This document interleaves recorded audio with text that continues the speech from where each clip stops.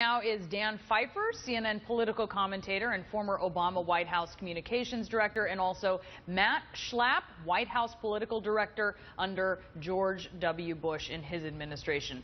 These misstatements here, or he's struggling. We saw him at the forum. Jeb Bush seemed a little nervous. How does he handle this? How does he clean this up, especially ahead of this big debate tomorrow? Look, Jeb Bush, Hillary Clinton, these are people that haven't been on the campaign trail in a number of years, and clearly they're a little wobbly. They're a little rusty, as you said, and look for more of these misstatements. We are 6 months away from Iowa.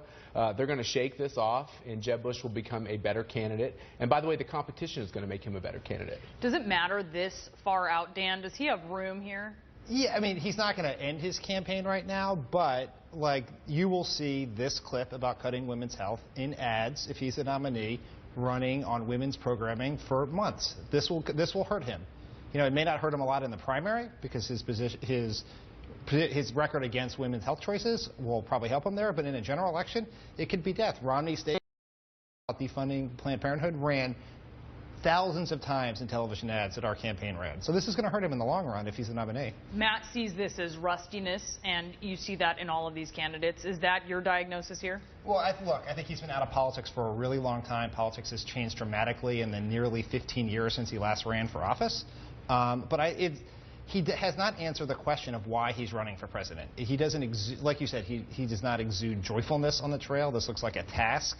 He doesn't have a rationale. If you compare Jeb Bush with Donald Trump or Ted Cruz or Scott Walker, these guys look like they're having fun out there, and they're generating enthusiasm. And winning a primary is about generating enthusiasm. He left himself wide open to an attack by Hillary Clinton, keeping in mind this is coming on a day where perhaps he could be attacking her. The FBI we've just learned in a news story, that the FBI is looking into the security of her server, which contains expectedly some now classified information or information that will be classified.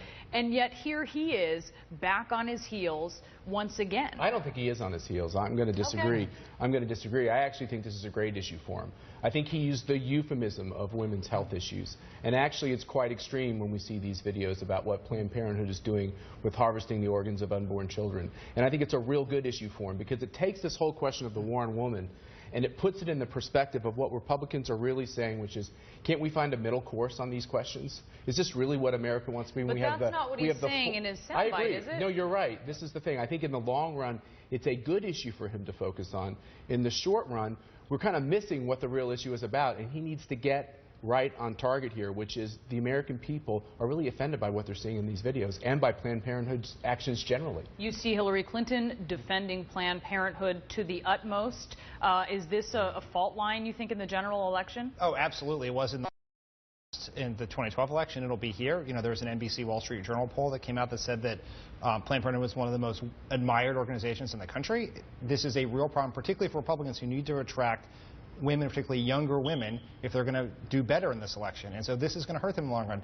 To Matt's point, whether it's a good issue or bad for him, we may disagree on that, but he didn't even handle that right, because he could have stood by what he said, but he backpedaled immediately, had to send out 2 statements, and he looked weak. And he's consistently looked weak throughout this process.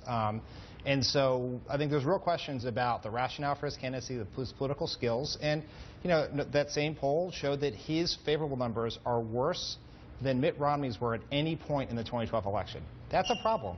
It's not a big problem when he looks over across the fence and sees how bad and how rusty and how really hidden the Hillary Clinton candidacy is. She's getting a run for her money by an avowed socialist. And I think, you know, all Democrats are looking at that race, and they seem to think the solution is to recruit Joe Biden.